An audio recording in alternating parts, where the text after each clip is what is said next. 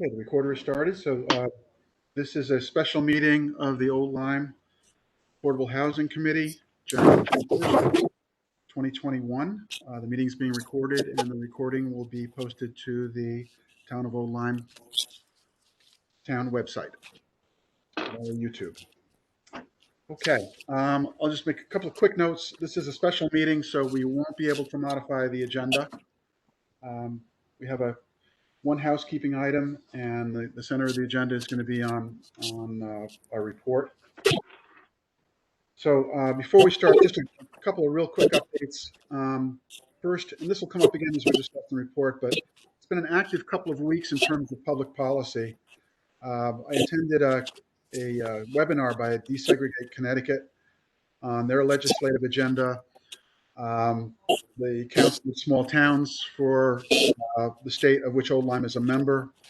I'm getting some background noise, so if folks could mute.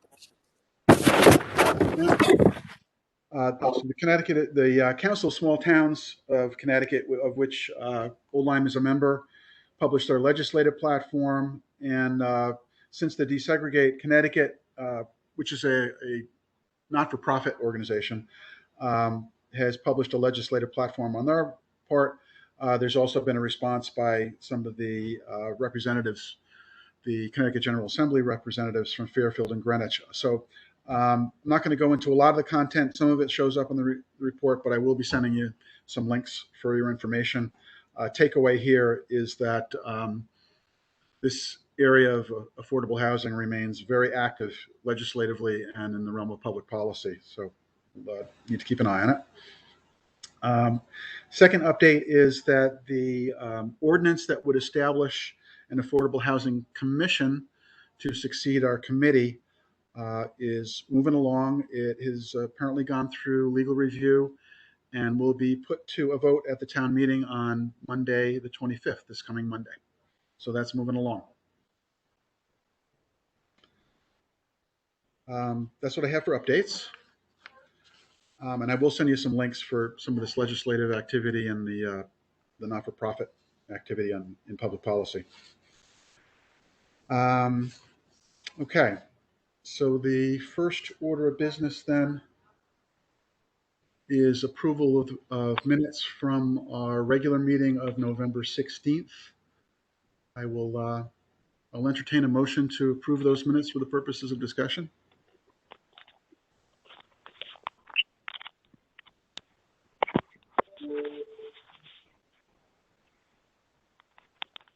Which means somebody's going to have to unmute.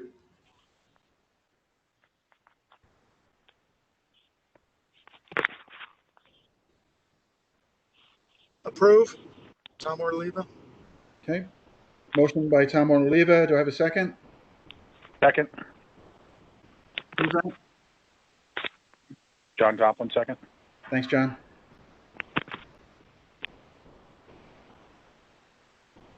Any discussion?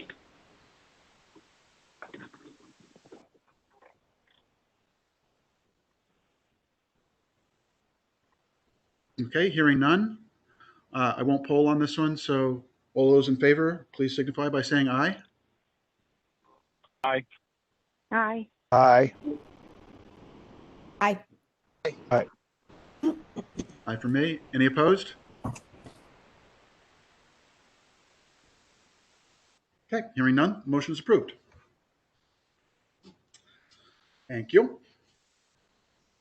Okay, that'll bring us to the main item of the agenda, which is the draft report. As I sent to you along with the agenda, I'm hopeful that this report is now in near final form in terms of the content. I didn't send you along a version with changes tracked because I had done so many rearrangements on it that it would just have been a mess of annotated changes, not all of which really were changes in content. Just a little background, as I was going through and plucking out the key ideas and concepts from the outline that was put together and bolted them into what was then the executive summary, it really expanded beyond being executive summary. So for the purposes of an easier read and a more compact document, um, just converted that executive summary into a findings section and put the rest of the recommendations into a recommendations section and preface that with an introduction and some background statistics on the town. And that's what you see before you for discussion now. We could do this a couple of ways or both ways. If anyone has comments, I could take those up front, or I could just do a quick flyover of the document and prompt for comments with each section. So maybe we'll start there.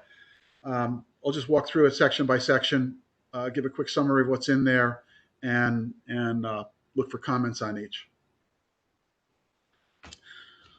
So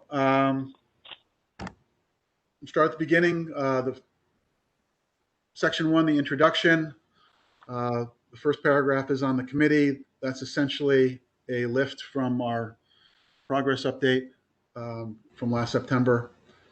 No news there at all, no major changes. Only one note that we have assembled a pretty good compilation of reports and articles and internet sites and data sources and contacts that we're prepared to pass along to our successor.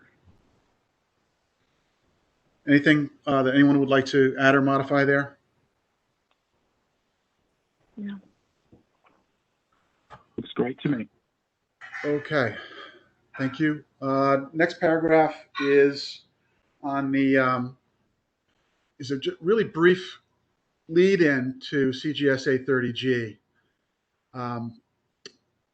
So basically it takes what we had put in the executive summary before, pulled that out, and states that the statute puts a heavy burden on municipalities that have less than 10% of their housing stock qualified as affordable.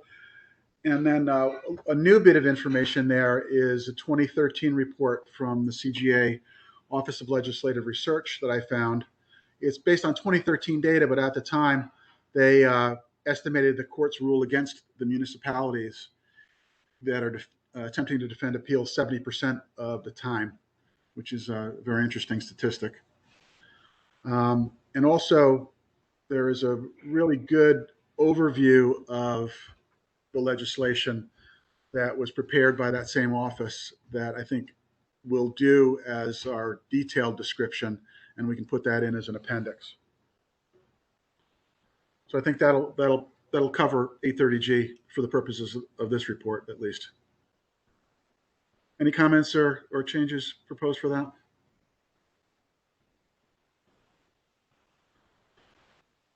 Okay. Next part of the introduction is just to upfront define affordable housing for the purposes of this document, including the conventional and the statutory. No change there from what was formerly a footnote in the executive summary.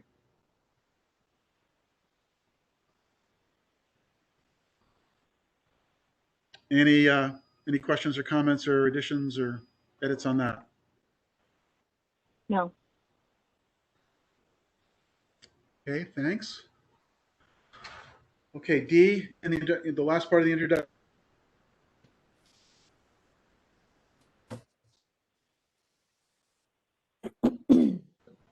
That follow that a lot of the statistics and analyses, or most of the statistics and analyses in the report, are based on the 2010 census, which is about to be superseded in the coming months. And it's just an upfront disclaimer and recommendation that anyone using those data to make decisions probably wants to refresh whatever analysis is using them before they finalize their decision.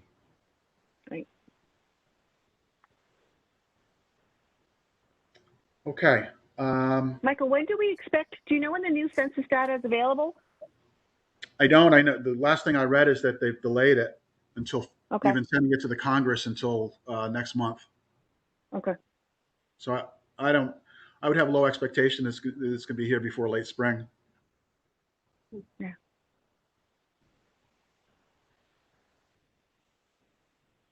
Okay. Section 2 is just a one-pager profile of the town. It's pretty much a paraphrasing of some of the town profiles from the Economic Resource Center and the Partnership for Strong Communities, plus some stuff published by the state from the Connecticut Data Collaborative, which is based on U.S. Census Bureau data. But there's just some numbers there about residents, the demographics. The real takeaway there, and this comes up again throughout the report, is the trend of a decreasing and aging population in the state and in Old Lyme. That's projected to continue over decades. So the latest projections go out until 2040. So that's just basically, again, paraphrasing from published reports, which will all be referenced, and I would propose we put at least the Economic Resource Center and maybe the Partnership for Strong Communities profile as appendices to the report. They're one-pagers, two-pagers. Hey, Michael? Yeah. I almost forgot. On section 1, paragraph C, second line, toward the end of the second sentence, it talks about the owner's or renter's income. It really should be household income.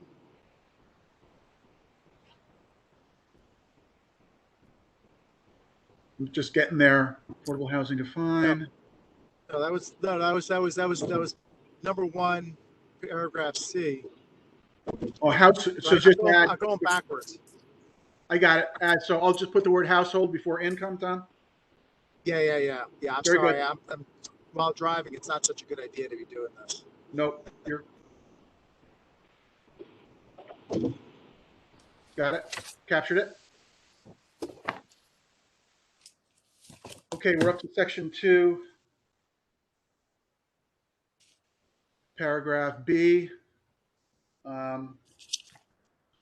So that's another lift from published data.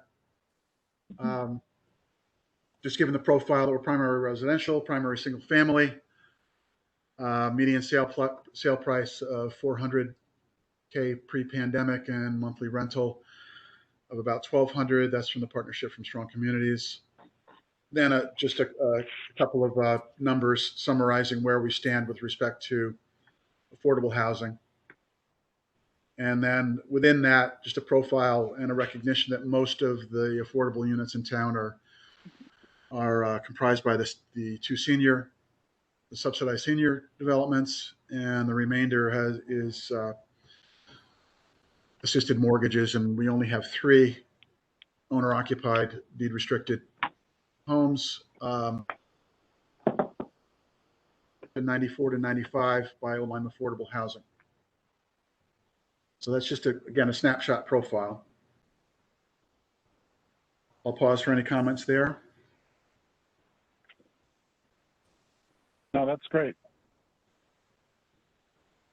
And in paragraph C, I've given Harold's team on the Planning Commission the highest form of flattery, which is a citation. I don't think I could have put it any better. Harold, do you have any discomfort with just putting that lift from your draft report in here? No, I have no problem with that. Okay. Thank you very much. You're welcome very much. When I looked at paraphrasing it, but it would have just been meaningless rearrangements of words. So I figured just using what you wrote would be the best way to put it. All right.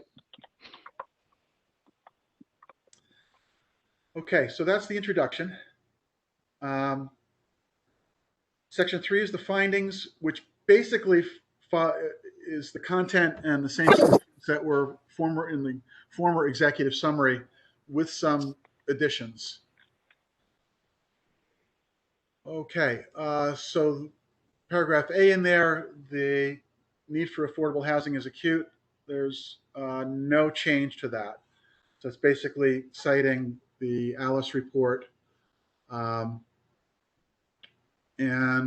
the CCOG-CCHA, the Southeastern Connecticut Council of Governments, and the Southeastern Connecticut Housing Alliance reports on housing.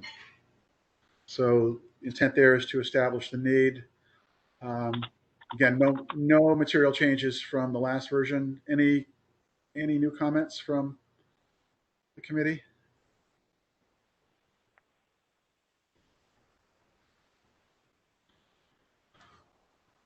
Okay, thanks. The paragraph B is about the state taking an interest. noting 830G primarily. The fact that there are incentives but no current penalties for towns that don't make progress. But there has been there are some additions to this because December was a fairly active month in terms of comments that were published in the press and some legislative activity. So there's a note there. Well, actually, some of this was in the previous. So Lamont suggested linking transportation to affordable housing. Transportation funding of housing was there. I did put in about the 2020 to 2021 legislative agenda and the right to housing agenda, and added some notations there about a comment that there was consideration of penalizing towns that aren't allowing affordable housing to be built in their community. I actually pulled out the legislation from last year that apparently is expected to reappear this year, and we may want to add that as an appendix, but actually there's a fairly long list of potential mandates to zoning, including penalties, elimination of community character as a factor in zoning approval decisions, some rights to create accessory dwelling units. There's a fair amount in there, and the Council of Small Towns again has prepared a piece on that I think we will want to add as an appendix. But the takeaway message from all of this, and actually I'll note that the part of the Council of Small Towns platform is challenging the one-size-fits-all approach of the 10% threshold, and they're emphasizing that does not meet the needs of small towns. Question, Michael. Do you think we need to put in some place about the impact of the pandemic on affordable housing and, site availability? Yeah, I think that's in there. Where is that? I saw that somewhere. I'm not sure where, but I did see something in there about inventory because of the pandemic, Michael. Yeah, that's in section D, Harold. We'll get to that. Oh, okay. Then I missed that when I went through my review. Thank you. Paragraph D in this section. I just have a question, if you don't mind, if I pop in here. Do you expect, or does anybody expect to see changes to the 830 regulation as written currently? Because it's unrealistic, or is there anything on the horizon? I didn't see anything. I would hope so. I didn't see anything specific yet. So yes, but I would see it as a tightening. That we'll see where the year goes. So that this is just the agenda is being teed up right now. We'll see where the legislation actually goes.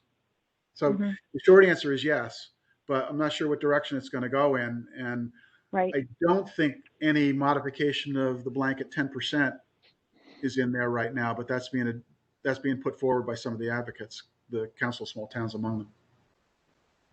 Thank you. Good question.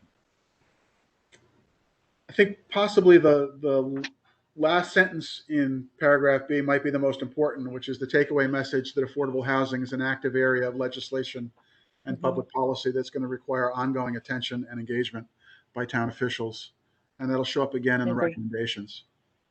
Okay.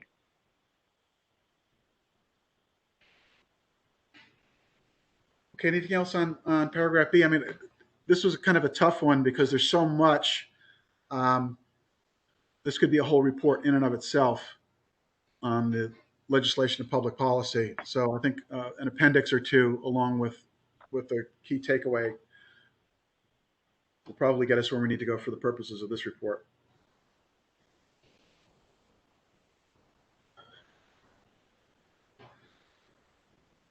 Okay, paragraph C. It's just a fairly simple statement that Lima is near the bottom of the state in terms of the percentage of affordable housing that we currently have. And going back through the town records, I think we pretty much came to steady state by 1995, because at that point, I think both senior developments are in, and the 3 deed restricted single family units that are out there had been built. So it's been about 25 years where things have been flat.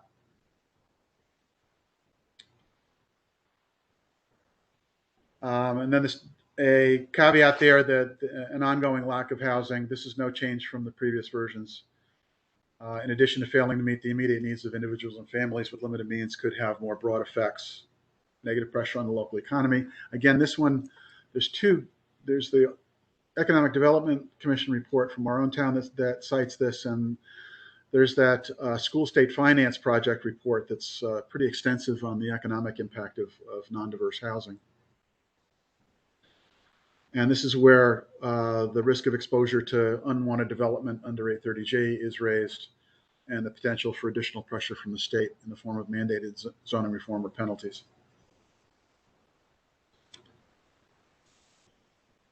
So no material changes from previous versions there. Paragraph D is citing the challenges, technical, suitable land, public water and sewer, what we've all discussed. What's come up in some of the interactions, actually all of the interactions I had, is that we're not alone in this, and across the state that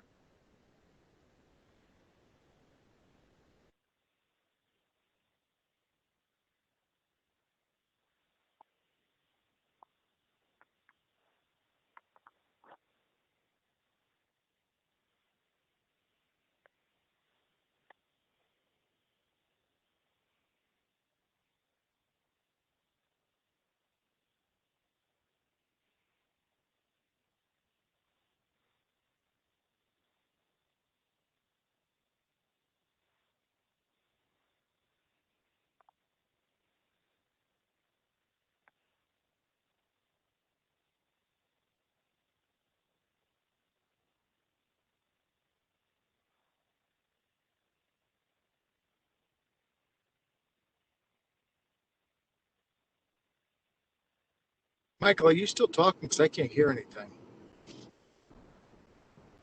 I think we lost him. Oh, okay. So it's not just me. I thought it was me in my car. No. Okay.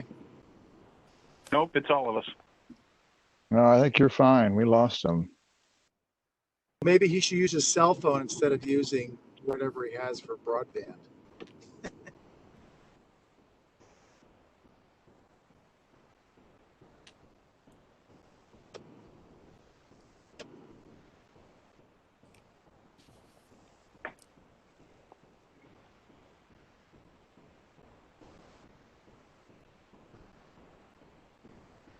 Do you think he knows?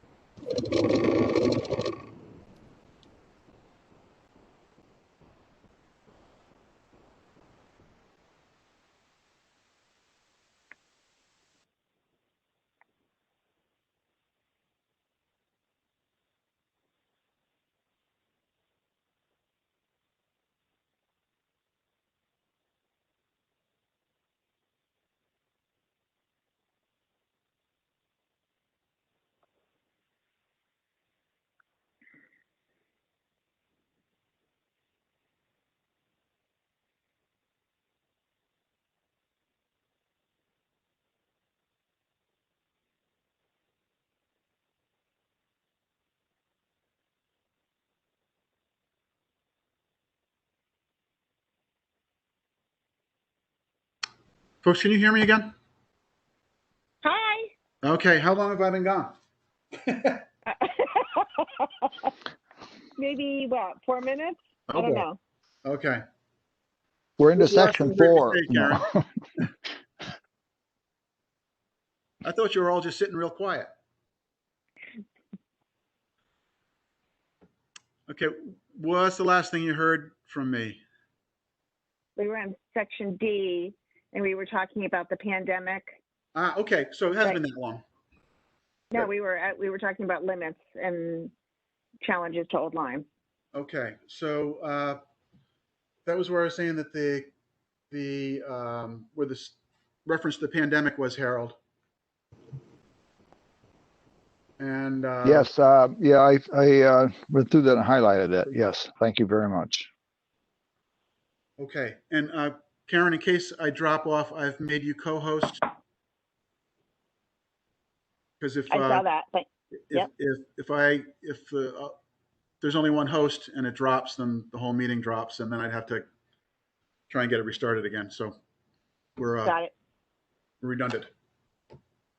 Okay, and after that, so reference to the pandemic, and there's also a reference to the HUD changes to the AFFH program, the Affirmatively Furthering Fair Housing Act that was adopted this last summer, and we'll see what the new administration does with that. But as far as I know, for now, it's in effect, and that could have the effect on further reduction in available federal funding for affordable housing, particularly in suburban and rural areas. Okay. Any comments on Section D? Changes, additions?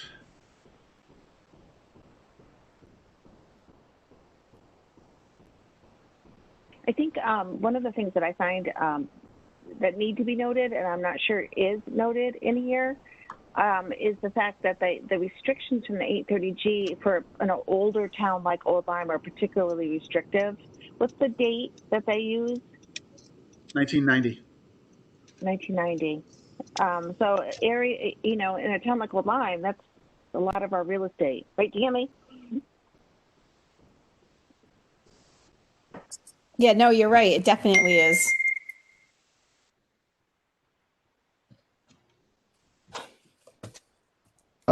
Michael, I have a comment on page 5. And it talks about economic development using sewer systems under the Clean Water Fund provisions. Yep, Harold, The way- could you hold that until we get to Section E just for a sec? Because I thought- wanted to raise that with you. Oh, okay. I'm sorry. Nope. Guess I was jumping ahead. No problem. So, Karen, how would you like to capture that? I don't know, but I mean, when we talk about challenges to Old Lyme, I think that's important to list there, because how many of our properties would immediately, even if we wanted to deed restrict them, would be ineligible?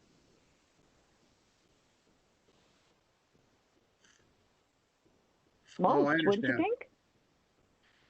Yeah, and I don't know. I mean, between the year restriction and the deed restriction, it's hard to use the inventory that already may be here. So there may be many people that are renting, and they can't be captured because of those exclusions. Yeah, so a question in my mind would be, would the date be triggered by the date it was built or by the date it was restricted? And my sense is, I thought based it on was the build conversation date. with Lime, that it would be when it was restricted. So Oh, I'm not if, calling. The if build date. Fucking piss me off. say again? Yeah, I thought it was the built date, but I don't know for sure. I can Google it. Yeah, I thought it was the qualification. I thought it would be date. the restrict. I thought it'd be the Go ahead, Tom.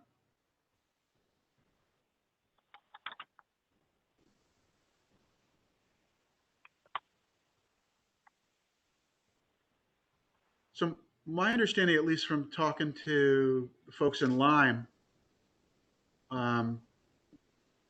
would be that it would be the date that it was qualified, not the date that it was built. Okay. But we'll want to confirm that. So that's good catch, Karen. I'm taking a note on that.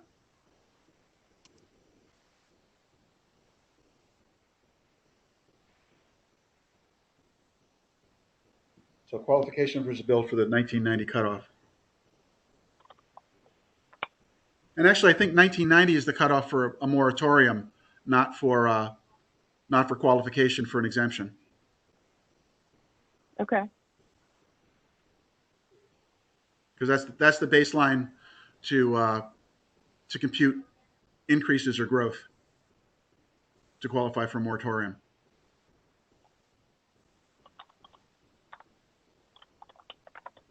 Okay, we'll clarify that. Okay, moving on to E. Actually, anything else on paragraph D? No. Okay, moving on to E. This does have some changes in it. And no change in the beginning part of it, but I did add that notation on the Clean Water Act restrictions, Harold. So please go ahead with what you were going to say before.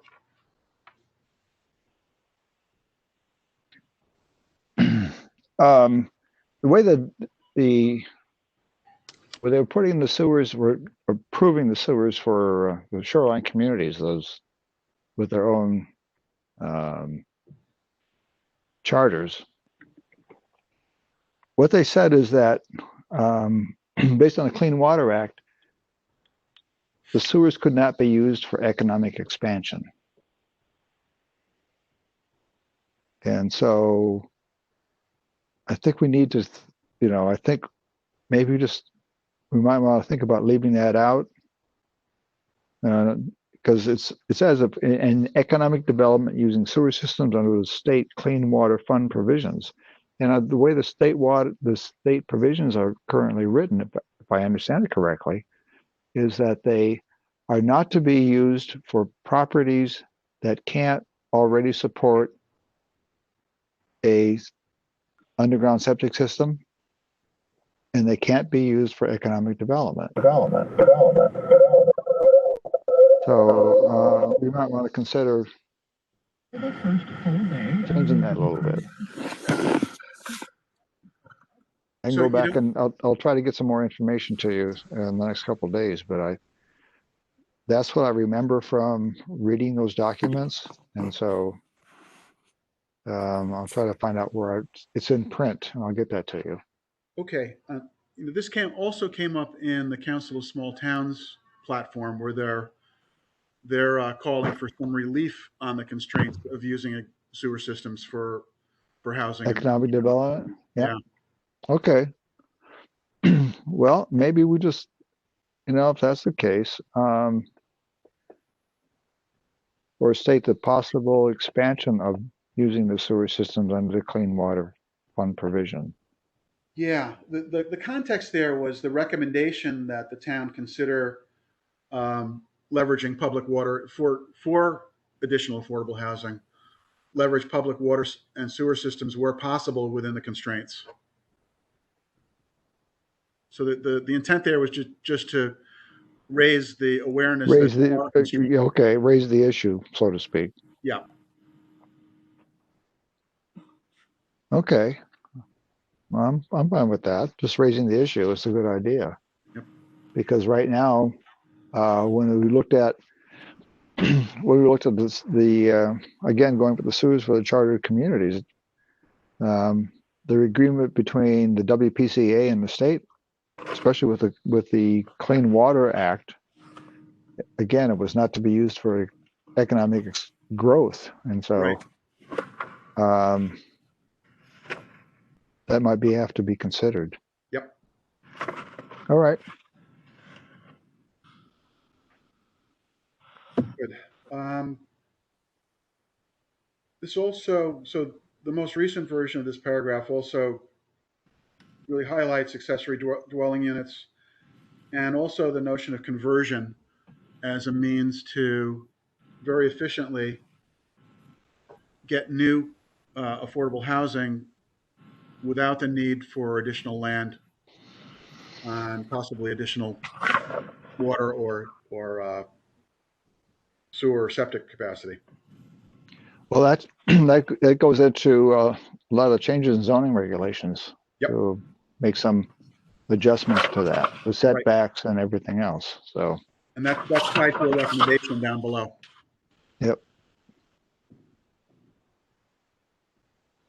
Okay, and this paragraph is also where I put in what we had talked about during some of our earliest analyses of state data, of the state housing data, which is that as a strategy and plan is formed, if you look across the state, less than 3% of the affordable housing in the state is actually deed restricted, including those municipalities that have met the 10%.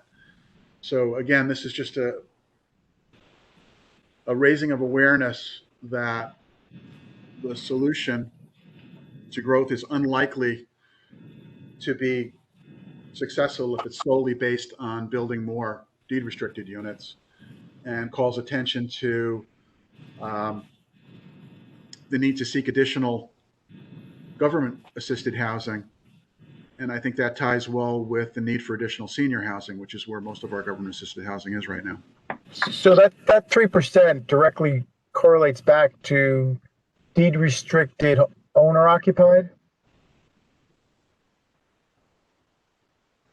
I think that includes owner occupied and rentals, Tom. The only cut on the data, Jen, interested in your comment on this. My understanding of the state data is that the deed restricted category includes rentals and owner occupied.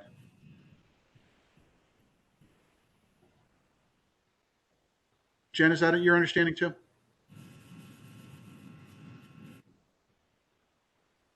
You're muted, Jen.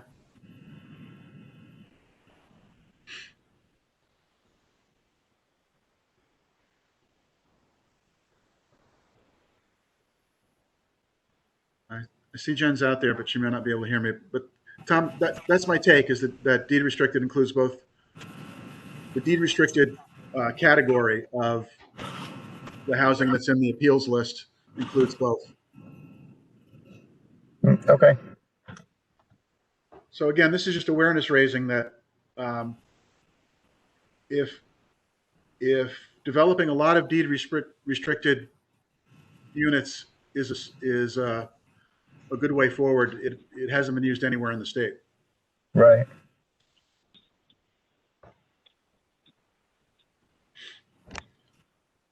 Okay. And then the last two sentences basically call attention to regional solutions, with the addition now that the River Cog is actually gearing up to create a regional affordable housing plan. And O-Line will be tied into that. So it's no longer conceptual. It's actually going to be there. This ties to a recommendation below to look for some recognition in the legislation of regional plans, because regional plans aren't contemplated in the current legislation at all. So there's no way to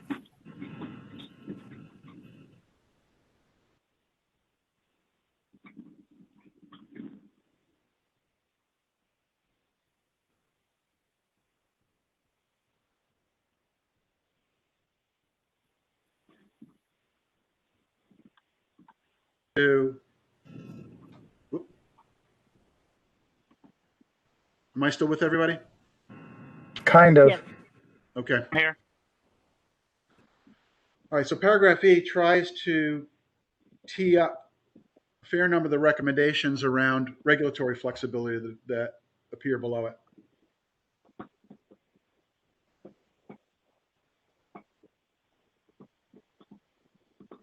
Okay. Any other suggestions around paragraph E on page 5? No. That looks great. Okay, paragraph F. This is essentially a mini scan of case studies across the state. Try to capture the high points of the work that you did, Tom, the conversations you had with Lime Karen, and some subsequent conversations I've had, along with scanning some of the state plans and some of the notifications in the news across the state. So the first one is Lime refocusing their strategy from single family owner occupied to ADUs and multifamily rentals. I actually talked to the chairman of the commission in Lime, and he he let me know that they think they found some latitude in A30G, particularly around the deed restriction requirements for accessory dwelling units, particularly among those detached accessory dwelling units. So that's going to be something to keep track of. Second one there is Old Saybrook. This pretty much comes from your report, Tom. Implementing the incentive housing zone and partnering with Hope. Essex is the third one there. Engaged leadership and successful partnerships. Apparently Spencer's Corner has come online and is actually looking for applicants. So that was a real success for them. The application process closed on the 15th. Awesome. That's what I was told. But there are other buildings that, just to be aware, Hope's not the only one that is built in Essex. There's been other groups that have built there using A30G. Anything that you would cite as sort of a strategic partner, Tom? And the concept we're trying, I think we should. Oh, a strategic partner? No, because the other one was kind of they forced it through and they had a lot of opposition to it. That was the one over by the train, by Essex train. Right. That one didn't go as well. There was a lot of opposition to that one. Okay. Tom, is Hope completely out of the question now? I mean, did Old Lyme scare them off? No, actually, I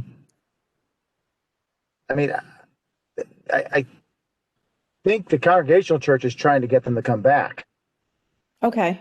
because they've had some people over there who have put up a significant amount of money, and they've had a challenge out there to encourage Hope to consider, but they know that the wounds needed to heal. And frankly, Hope's got their hands full right now, at least. Well, Spencer's Corner is finishing up. Mm-hmm. I got a sneak preview last week. That's the reason why I know about it. And How many units are there? There's 17 units. Okay. Very creative use of the space. The closets, if you love closets, massive. Because they had to call them closets in order to use the space because you couldn't be living space because the ceilings were high enough. Okay. Oh, So wow. the closets, it was just incredible what the architects did. It was point one. Mhm. And then once that's done, then they're working on the Madison project. So I don't know who they're talking to because I'm not on that committee. Yeah. I'm not on any committee right now with Hope. I'm just advisory over there at this point. But I know they've been pretty busy. Well, Okay. let's hold that thought because there's a recommendation in the recommendation center to consider and re-engaging Hope. Yeah. Okay. I have a question about the feedback from Essex, and I'm wondering if there's a thought process that people are more supportive when they see current properties are utilized as opposed to new properties that are built. I don't know what the public support component of it is, Tammy, but there's certainly a practical one in that it doesn't require new land or new resources. Yeah, I mean, I'm just thinking about what Tom said.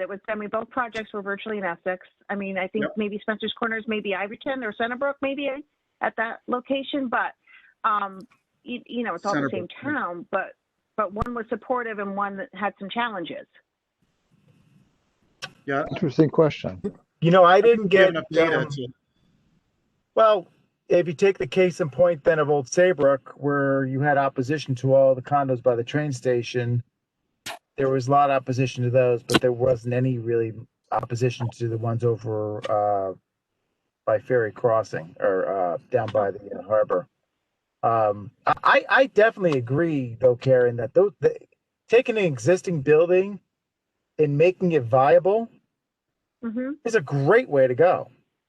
It's a fantastic way to go because people are like, oh, good. It's already here. You're going to make something that might be an eyesore look better. Right. And there just seems to be so much red tape with individual lots and individual units and where to put them. And I go back to maybe if we could find somewhere to put some units in an existing building location. I know when duplexes. When I was involved with Hope more directly, there were a lot of organizations coming to them with buildings that they wanted to see if they can build out, like old factories shut down and stuff like that. Schools, houses shutting down. You didn't need a school anymore, converting it over. That's happening all the time. I think that's a great idea. Uh, So let's look at there's a section on this in the recommendations too. So let's make sure that's well captured there, because I completely agree that conversions are a win at multiple levels. Well, we have to think about, when you take a look at our school population, it's dropped off dramatically. And so, I mean, is it possible to think that at some point Mile Creek School might go away? We go to consolidate all these things, no, not Mile Creek. Don't I get even rid of Mile scratch Creek. that from the recording. What's that? So scratch that. Should we capture that in the notes? But I talked to somebody today and they said, well, we got, 4 kids in kindergarten or something. And Is it that low? Really? That might be That's what social distancing. and Carol, I think that So- might be social distancing. Well, that's yeah. part of I it was too. gonna say, we Because have I think I know 4 kindergartners. a ton of six with Okay, let's get back on task here. I'm reeling this in. Okay, That was on to Madison. Madison, again, this is from your subparagraph 4 under F. Madison, again, is a lift from your report about that housing opportunity district overlay, Tom. And again, notes that they're successfully working with Hope. 5, Darien initially, and I also have since learned that Colchester have both adopted inclusionary zoning regulations. And Salisbury, early adopter, they've taken some pretty creative approaches for accessory dwelling units. They have set up actually a partnered not-for-profit funding arm that's a partner to their Affordable Housing Commission. And they've been way ahead of the curve on most of this. They published an affordable housing plan before 830J was put in place. So that's, again, section F, meant to be just kind of a quick case study that basically exemplifies some of the findings and recommendations we've had, and again draws attention to and backs up that actually some people are being successful with some of these recommendations that we're going to put forward.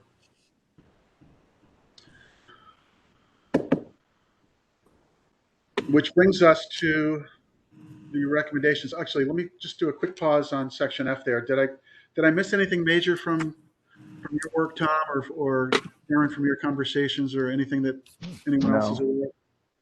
No. No. Okay, on to the recommendations. Okay, the first one's really so we're on page 6. Yep. Section 4. A is really a high-level recommendation for the town leadership to adopt a long-term strategy to implement those policy and regulatory changes, the incentives, the partnerships aim to attract and influence affordable housing development that is consistent with both local needs and state requirements is the first concept. The second one, prioritize the needs of Old Lyme residents within the provisions of fair housing regulations and public funding terms. And John Coughlin, that was picking up on your note. When I did a bit more research into it, I think that's probably the best we can do right now, because there's a lot of fair housing regulations, and also the terms and conditions of public funding basically won't allow a municipality to create affordable housing that's only accessible to their residents. But you can prioritize, and actually the Spencer's Corner project went through that in Essex, so we have something to draw on from it.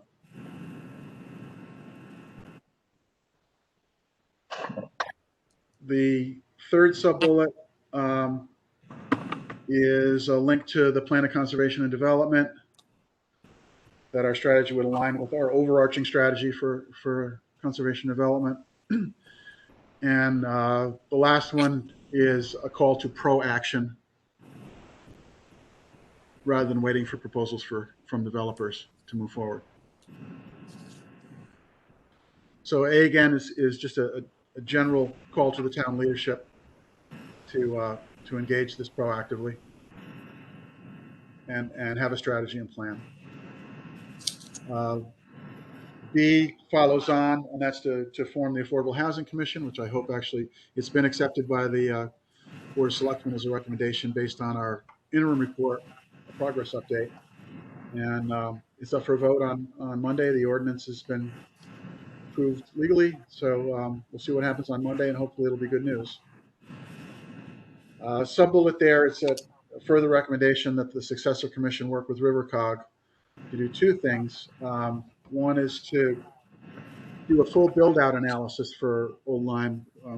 We've discussed a lot about what the capacity is for additional development in Old Lyme, and I think we've got some really good directional information to provide in this report, but RiverCog apparently has the expertise to really do a rigorous build-out analysis that would look at things like the ability to do subdivisions and such. And recommendation for our successor would be do that. And the second, that's the capacity side. And the second part would be also to do a rigorous housing demand analysis, which is actually called for as part of the 830J statute.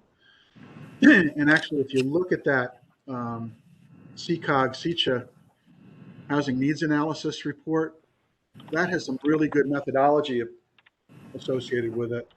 And they actually publish their methodology. So the appendix to that report is actually the method they use to come up with their housing needs analysis. So I think we've done the best we can with the time and the resources and the data we had to look at capacity and demand. But the recommendation there is to take it to the next level with RiverCog by our successors.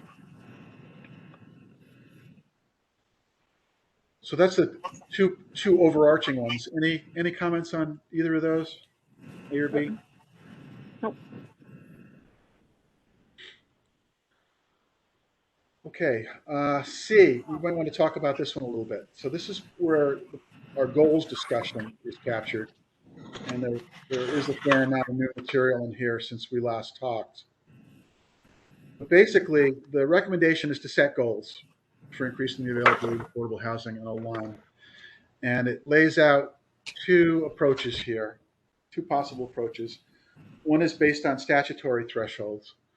The first being a qualification for a moratorium. It goes through just a quick description of what the qualification entails, which is that sort of arcane point system.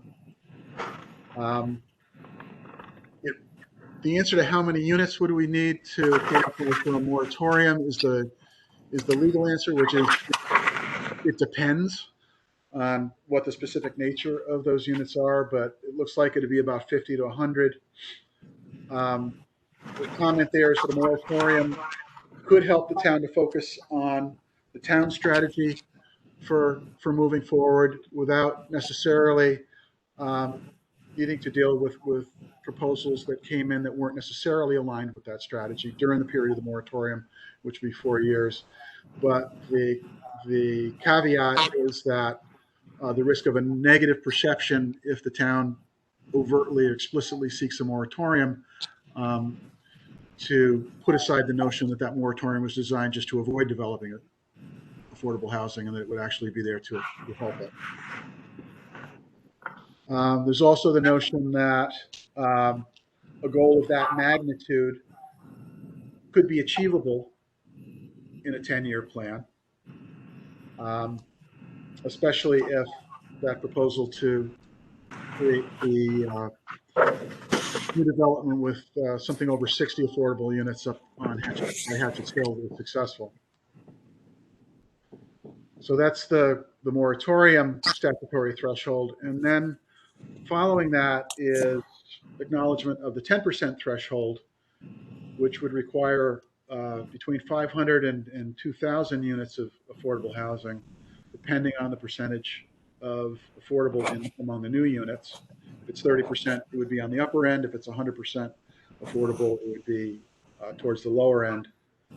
And then explicitly saying in this recommendation that this achieving the 10% is not seen to be achievable in the foreseeable future, even with significant changes to regulations due to those practical limitations. And I can tell you, based on I sat in on a meeting of the Council of Small Towns Affordable Housing Working Group, and among the 8 or 10 towns that were participating in that workshop, I didn't hear one that thought that 10% was achievable in their town. So we're not alone in this. But this is something that we haven't put out before, which is basically, I mean, since our first meeting, we've acknowledged that it probably wasn't achievable, but this would put it out there in black and white. So let me pause on this subsection under statutory thresholds and ask for comments and discussion on that. No, I think that you're accurate that nobody thinks that. I don't think that 10% is realistic, but I think all of us in this call want to at least see us not Lyme to be in the bottom of the list. I prefer not to be at the bottom of the list. I know. And even if we set maybe a smaller goal, a very small percentage, even to start, just to get things moving. Jen, does this address your concern about the perception?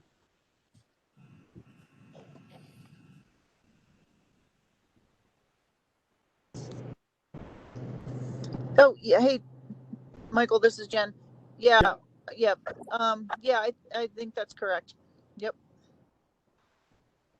Okay, that was a good catch on your part about the possible negative perception. So I tried to catch that in there. Yep. Nope. Perfect.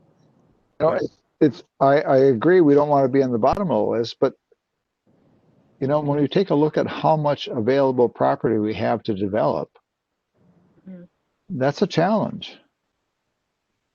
And we were looking at if Mark DeBolt came through with some kind of a development that would allow some significant addition to our affordable housing, that's great.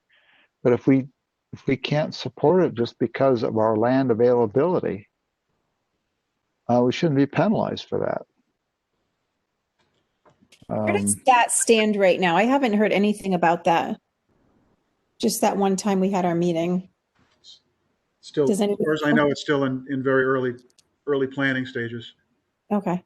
Well, I think that the one thing I came across was that he was trying to get support from East Lyme for water and sewage. For capacity, yeah. Yep, and he was shot down. I didn't hear that part. Oh, he was? I think he was. And so that pretty much takes that whole development out of the picture.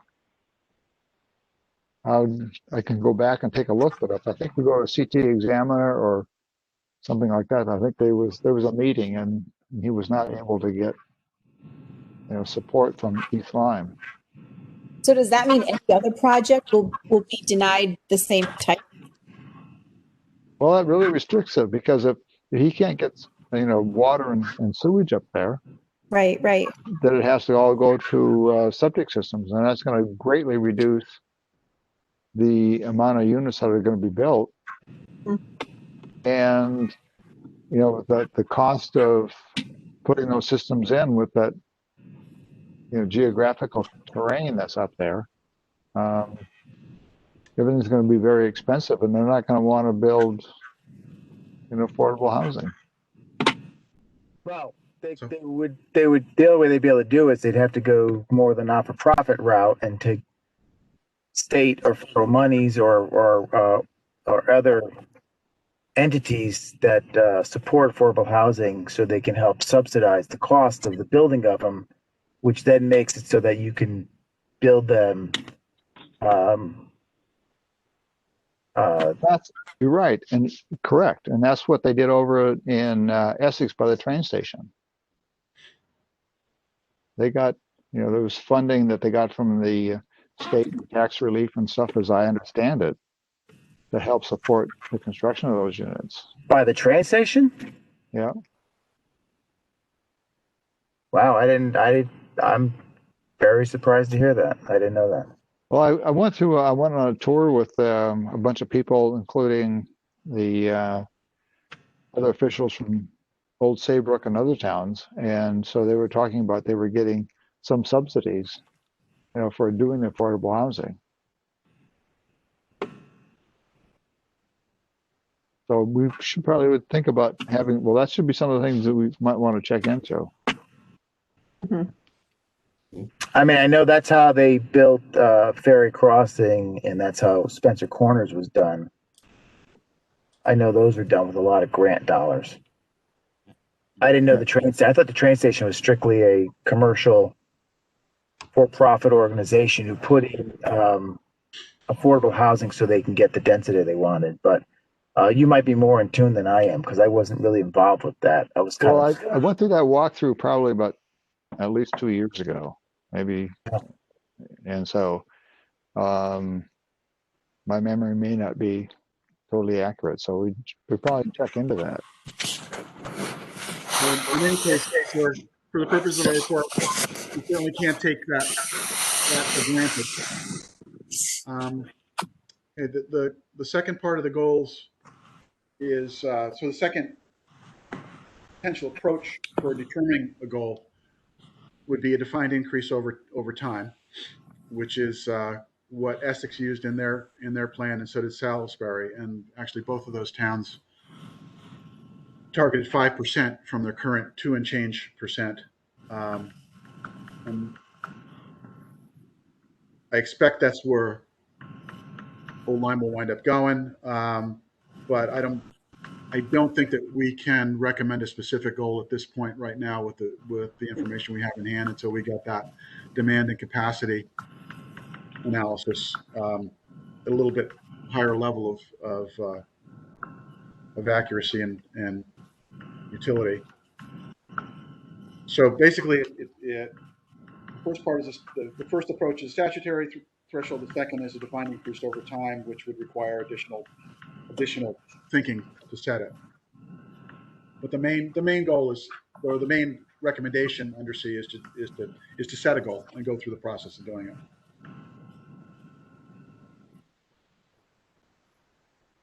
Okay. Any more thoughts on goals? You think this captures the recommendation for the town? Okay. Yes. Well, I think you addressed some of the other. You have a lot of other items in the bullet list to come. So. Okay. D is a pretty easy one to pursue the current opportunities, especially the McCulloch Family Open Space opportunity that will expire in 2024, and the Board of Selectmen has already accepted that based on our progress report and is moving forward. Hopefully that's as close to a no-brainer in here that we're going to have. E is seek approaches for identifying and qualifying existing accessory apartments and other low-cost rentals using things like amnesty, which Salisbury did. This gets at two things. One is accessory dwelling units. It gets at the notion of the possibility that there are rentals out there now that, other than having a deed restriction, would qualify as affordable. And also gets at the regulatory flexibility.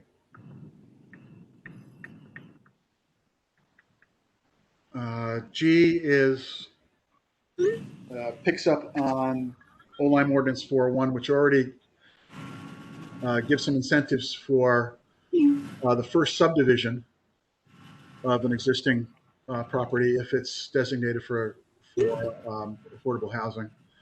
But this recommendation is to consider. Actually, let me just stop for a second. You look at the verbs in the recommendations. There are very few that are do this, other than the first couple. The rest they're going to be verbs are like consider, seek, explore, because they're less concrete. Forming a commission, setting goals, adopting a strategy, a forward-looking strategy and a proactive strategy. Those are more concrete, but everything that here is basically surfacing the opportunities that for regulatory changes and areas to look at, and presenting them to the town leadership as areas to consider and look at going forward. So E is the first of those, which is identifying the ADUs and other low-cost rentals and incentivizing those. F is regulatory changes that would facilitate the creation of additional affordable accessory dwelling units. And this picks up on some of the loop we got from Lon, where there may be some flexibility in the deed restrictions on ADUs. G picks up on the incentives for subdivisions and potentially donations, to provide some incentives on that. H picks up on Old Saybrook, which is the inclusionary zoning. I'm sorry, that's not Old Saybrook. That's Darien and Colchester. And there may be others out there that have adopted inclusionary zoning. And Peter Cable had brought this up on one of our prior meetings, and basically that's requiring that developments over a certain size allocate a certain percentage of their units to affordable as an overlay zone. Well, that's Old Saybrook has an IHC. They have they have an incentive. Yeah. This is for an inclusionary H. So it's an IHC, a different IHZ. Okay. And actually, it's not fair. That's not inaccurate. Inclusionary zoning regulation. So it's not an inclusionary zoning is not an overlay. An IHZ is an overlay, if I understand it. Right. That's all right. Okay.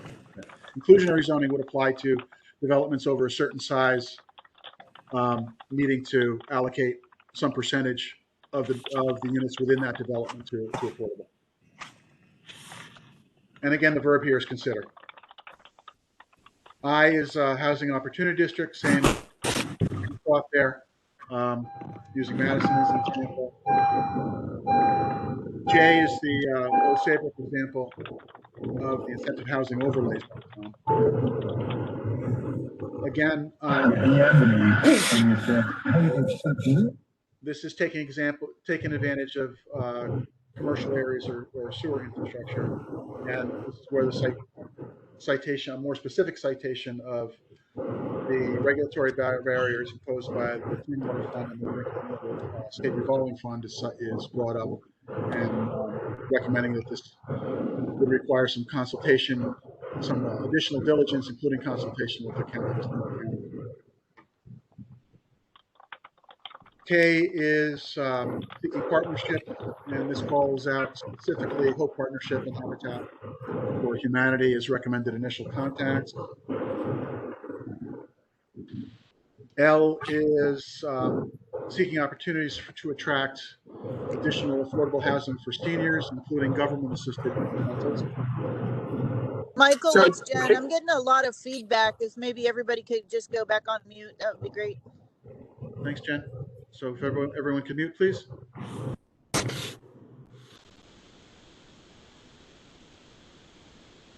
Okay, so L again, so K was looking for partnership, specifically looking to Hope Partnership and Habitat as initial contacts. L is looking for additional senior housing, including government-assisted rentals. M is mixed use, and specifically notes that the Halls Road Improvement Committee is proposing mixed use at the online marketplace and online shopping center. Thanks in Hey, abstention. Michael. Go ahead. Yeah, I got cut off. I was trying to make a point. So we're calling out in letter L seniors, and we already have two senior units, two senior building locations in Old Lyme. And I'm wondering why we're calling out seniors, but not specifically calling out just affordable housing for workforce. I think good catch, Tom. I think we do need to call out seniors, and the rationale there is that twofold. One is the demographic projections, Uh-huh. which is that demographic is going to increase. And the second is that it's already in very short supply because there's multi-year waiting lists for the subsidized housing in the area. Correct. So I think Yeah. for seniors in particular, I think we've got some good indicators of both supply and demand, supply being low and demand being high. We have a little less on workforce, but I have absolutely no problem calling out the need for subsidized workforce housing as well. But I think we have we have more data, more hard data supporting the senior at this point. But again, I think we have directional data supporting the need for workforce. So I'm happy to add that. Does that work for you? Yes. Okay, good. I just put a note on my working copy that I've got open here. Okay, mixed use. And with a note, thanks to Peter Cable and Abstentia for bringing this to my attention, that the Halls Road Improvement Committee is already looking at mixed use on Halls Road. And it's just a general note on increasing outreach and education, the public. That's also in the duties of the proposed Affordable Housing Commission that'll be coming up on Monday. So we don't need to include anything like about the 4 myths in there. We can just assume that those will be the things that will be part of the education.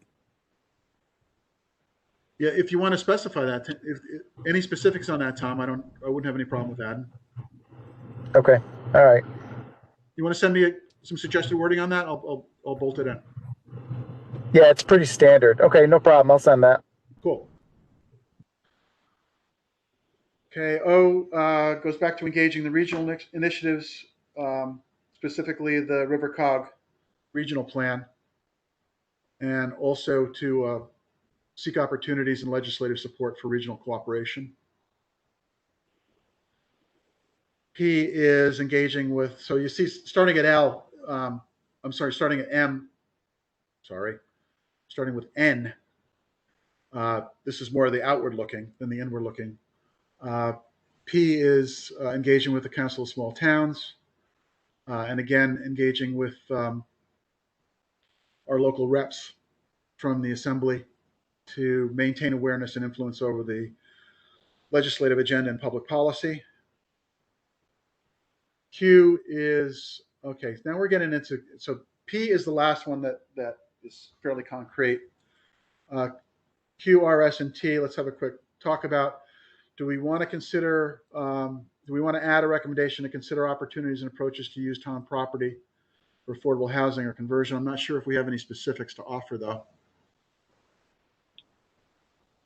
I don't think there's a reason to exclude it. We put it in. I'm not sure why we ended up putting it in, but I don't think it's offensive.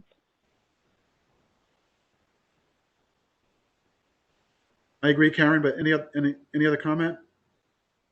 Well, I'm I mean, not I sure don't what. know of any places to recommend, but I think it's certainly Yeah. something,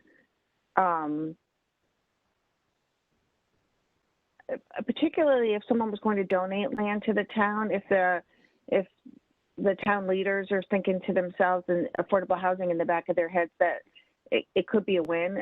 So I think it's valuable to leave it in there for future opportunities, not necessarily today. Thanks, Karen. I definitely agree with the future. I agree. Yeah. I agree with that. Because right now, most of the properties that the town has is not favorably located. But if someone is willing to be generous and donate some land to the town, a few acres here and there, then we could use that for, affordable housing. Or a carve out, I think is what Karen might have been even referring to as a carve out. You get a large tract, you carve out a portion for affordable housing, the rest goes to open space or whatever. I mean, I think we should throw everything on the wall and see what sticks. I mean, any way that we can move forward is a win. Well, and that's a good point too, because I've been starting to get into hiking lately, and there's been some places where we've got 157 acres of open space, or part of the Old Lyme Land Trust, and so I know there's a real pushback once that stuff is taken into these organizations to let any of that out. But maybe there's something that could be done with legislation that would say that, you know, for affordable housing, we might be able to take some of this property back. In other words, you got some places got 800 acres. Well, I can't can you imagine. spare- I don't think that would be popular. I mean, we might get run out of town for that suggestion because I think people, particularly in this area, are very appreciative and proud of the open space land that we have. So, and I think the general feel for affordable housing is on shaky ground at best. So if all of a sudden we're taking land that was given to the town for all townspeople and snatching it up for these sort of projects that may not be supported, I don't think that's going to be I don't think that's going to be well received. Well, I think you have a very good point, but I think we need to be selective about it. In other words, if we have an acre of property along 4 Mile River Road, for example, or we have a parcel, an acre of property on some other street that, you know, they could build a house in there and it's not going to impact really the open space. Yeah, but being open space, it's a legal document and it's an irrevocable trust. So breaking that probably would be, you know. I think it's very tough to do. I think you have to go. Impossible. You know, because it's like ironclad, but I'm not sure exactly if the state is really interested in doing this. If the state is really interested in providing options, then they may consider it. But right now, you're absolutely right. We had a subdivision that came in and they wanted to shift around the open space because they wanted to put in some houses, and there was no way they were going to do it. It is just not feasible. So for the purposes of this report, Leave it as it is, I guess. leave it in, and I would propose adding the word future. So consider future opportunities and approaches to use town property for affordable housing development or conversion. Perfect. Yes. Perfect. Okay. I think this is Jen. I think that's a great idea to leave that in. Just for everybody's awareness. So in North Carolina, the forest called the Croatan National Forest. It's an actual national forest, and they have been doing land swap deals. So where developers want to build something, then they have to swap land of equivalent, size / whatever. I don't know exactly how it works, but I know that they've been swapping it out. So like if it's on a road front and it's appropriate for more of a mixed use housing, whatever, they'll take that and out of the forest, and this is a national forest, take this out of the forest and then purchase land, from that developer somewhere else. So, all things are possible, I guess, is what I mean. Oh, thank you for that. Interesting. Okay, and the last three on the recommendations there, RS and T, were things that we've talked about, but and perhaps other towns have done, but I'm not sure we want to include them. One is to actually consider the town investing in conversions or land or infrastructure. The second is possibility of reserving sewer capacity with affordable housing. My sense is, given the complexities on that, I'm not sure where we'd go with it. And it's already on the radar screen in terms of the Clean Water Act or the clean water funding. And the third is picks up on the Salisbury and actually Legacy Old Lyme, which is encouraging the formation of a private not-for-profit organization to partner with the town. So I'll just open for any comments on including or not including any or all of those. I feel like I I'm guess indifferent. The default would be anything, to not. Go ahead, Karen. I'm sorry.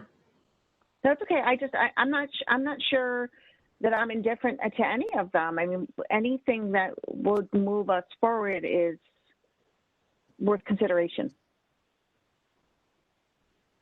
I agree, Karen. The bar there being if it's patently impractical, then we probably don't want to put that in. But if it's, a reasonable probability and a reasonable question to ask, I agree.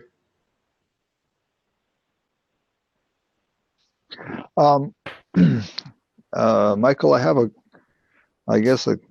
concern about S, the reserve sewer capacity for affordable housing.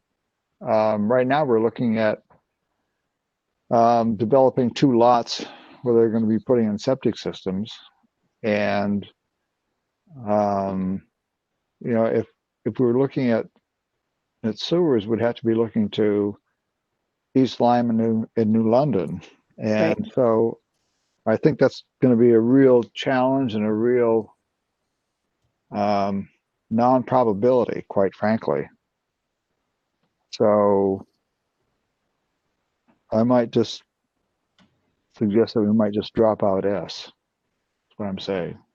If we think it's going to be just a distraction and not, something that would be a meaningful use of time and effort to approach, Harold, I agree we shouldn't put it in there. So I think yeah, Harold's certainly more informed about this particular area than most of us. I think it would be a distraction right now. Good. I agree. Okay. Out it goes. And how about encouraging the formation of a not-for-profit partner? Again, would basically be along the lines of Lyme Affordable Housing or the Salisbury. I think that's a good idea. I mean, I think there's a lot of generous people in Lyme, and so Lyme and Lyme, and so it would be good just to make that option still available. There's a lot of generous hearts in this area.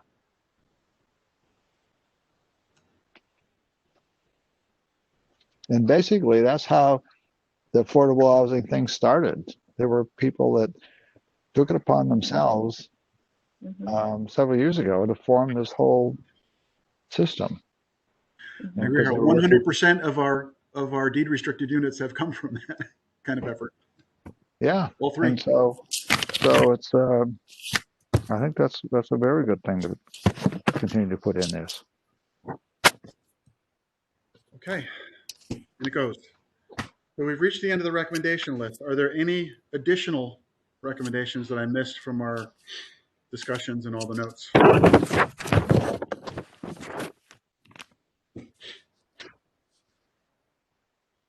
Okay. Hearing none, the last section in the report is the conclusion. Haven't fully fleshed this out yet, but three key things there.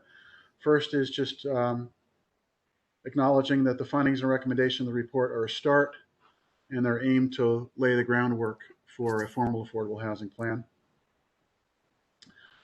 The second is reinforcing the finding and recommendations around affordable housing being an increasingly active area of legislation, public policy, and practice, and calling for the ongoing attention and engagement on the part of town officials to stay abreast of the proposals and all the changes and the opportunities that are coming from that. And the third is really just a summation that affordable housing is a challenge, but also an opportunity for the town.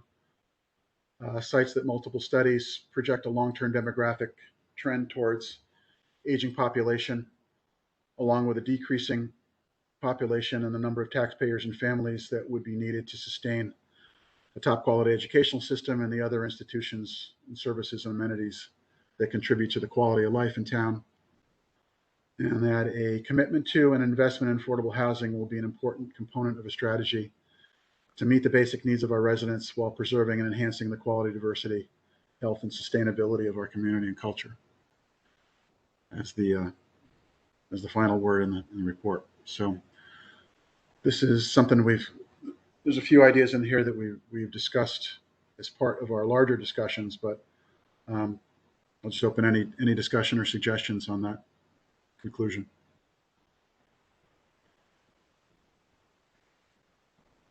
I think it's great. Hey, Michael, I got to sign off. I got to join my next call. Thanks, Tom. Okay. Thank you very much. Great job. I'll get you the information to you that I promised. Very good. Okay. All right. Michael, Bye. I have to sign off also because I have to get my next call. Thank you, John. Sort of direct correlate things Thanks. one to the other, but I think I think overall it's a good conclusion. Yeah, that's why I still have it bulletized, Jen. I got to figure out some flow for that one, but I agree. Michael, I think you've done a great job. I think this is a great foundation for what's going forward. And I'm, thinking again about the whole thing about the Clean Water Act, and I think the way you probably have written it is really sufficient, because they're going to want to take a look at that again, because there could be some changing stuff with that. I mean, but I think what you have in there, they're going to have to just take a look at it. You've identified the fact that, that anything expansion should be under the state clean water fund provisions. And so I don't think you need to have anything more to support that. I just think this was a nice, very nice document. And I'm grateful for what you've done. So thank you very much. Thank you, Harold. And that on that clean water funding thing, that's clearly on the Council of Small Towns radar screen, and they're doing some diligence on this as well. So we'll want to connect in with their resources. All right, terrific. But any other comments? If before, so I guess the next step here would be to get this formatted and packaged and ready for delivery. We'll need to have one more meeting I think, so that we formally adopt the report before we send it along. But I think based on tonight, we're in pretty good shape to clean it up and format it. We've got a few more notes coming in, and we'll be able to get together at our next meeting and hopefully adopt the final version.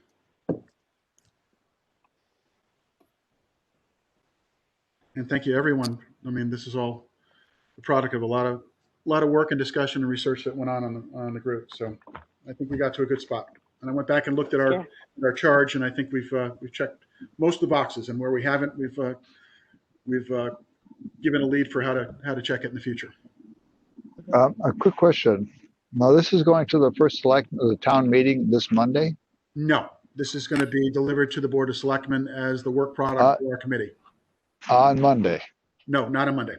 Monday, the ordinance to establish a successor commission will come up.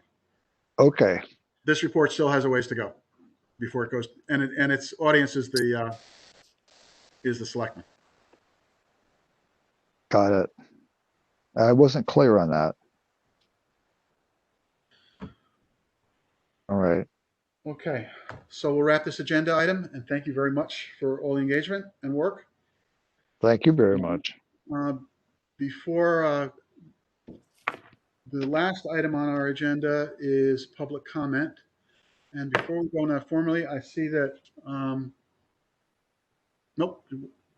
Yes, we have a member of the Board of Selectmen joining us on the call. Mary Jo Nozel is out there. So Mary Jo, just ask you for any comments or anything you'd like to say before we move on to public comment?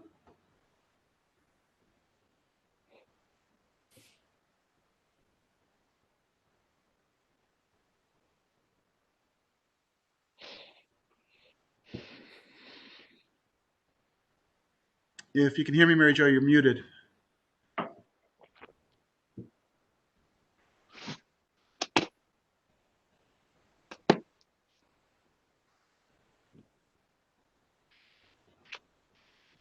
Okay, it looks like my connection's going in and out a little bit. Can you guys still hear me? Yes. Mhm. Okay, good.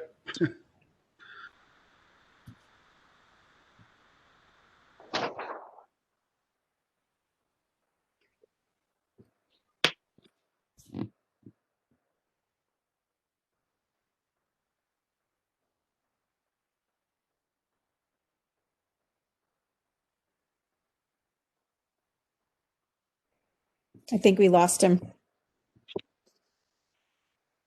Michael, we lost him at the end. It's you, Karen. It's up to you. Is he coming back? I don't know. He's going to try, I'm sure. Last time I saw him in the corner when he came back. All right. Hear me say that? I'm not Mary Jo. Oh, that's not Mary Jo down there. No, it's It's not. Jen, right? Brazil, the one and only. MJ, welcome. Elevated Okay. selectmen. All right, I'm moving. Okay. I'm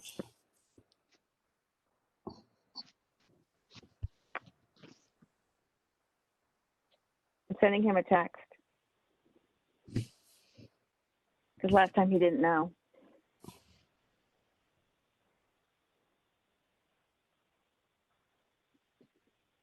Is there any public comment? I guess we should move forward, but we're waiting for Michael. Hi, Karen. Hi, Karen. I just wanted to ask the status on the Hatchett's Hill property. You guys maybe discussed it already. I'm sorry, I joined in late. We were talking about that earlier. We don't have an update. Okay. I think it's, I think they're working for water and sewer, Okay. but I haven't heard that they've had success. I don't really know. I think there was an article in the CT Examiner saying that they had been shut down. They were not By able East to. Lyme, or is that where they have to go, Harold? To East Lyme or to New London? How's that work? That's what they were looking to do. They were looking to connect to East Okay. Lyme for both water and sewer. I'm back. And I think they were denied. Okay. Thanks, But I Harold. think we should go back and just verify that. That's what I remember, but I don't think I printed something out that I can put my hands on right away. Okay. All right. Thank you.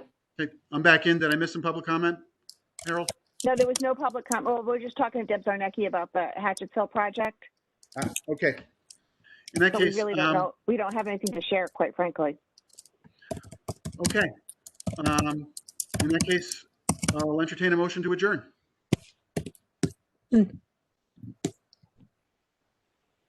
Was there a motion? I'll make a motion to adjourn. Oh, okay. Mhm. Is that a second I'll from second. Tammy? Oh, okay. Mhm. Harold and Karen? All in favor? Aye. Aye. Aye.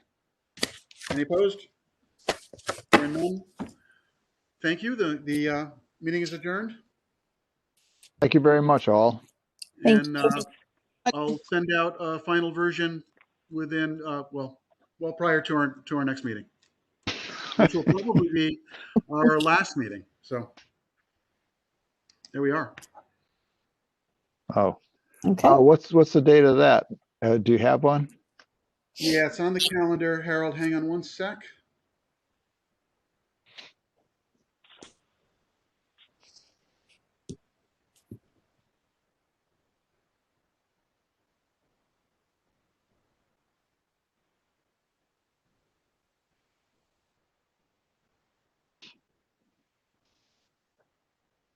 I'm looking at the town calendar right now for February. It'll be the third Monday. It's the 15th of February, Harold. Oh, thank you very much. And that should complete our work. Okay. Thanks, everybody, and good night. You too. Thank you.